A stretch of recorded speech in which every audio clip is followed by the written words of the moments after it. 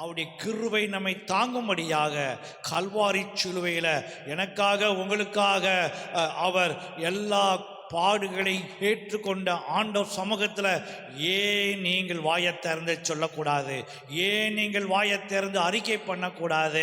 வருத்தப்பட்டு ஆண்டவரே பாடுகளை, பாவங்களை, துக்கங்களை சுமந்து கொண்டு இருக்கிறேன் ஆண்டவரே, நீங்கள் என்னை தாங்குங்கன்னு ஏன் சொல்லக்கூடாது? எல்லாம் சொல்ல முடியுமா? வாயை திறந்து சொல்லுங்க.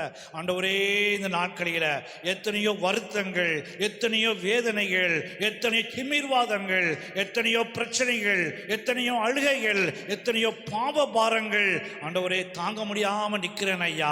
என் பாடுகளை ஏந்தி கொள்ளுங்க, என் பாடுகளை தாங்கிக் கொள்ளுங்க. நீங்க தானே சொல்லுங்க, இனிமேலும் உன்னை தாங்குவேன், இனிமேலும் ஏந்துவேன், இனிமேலும் தப்புவிப்பேன் சொல்லி சொன்னீங்களே ஆண்டவரே. திமிர்வாதக்காரனை சுகமாக்கின ஆண்டவர் எங்களை சுகமாக்க மாட்டீரா?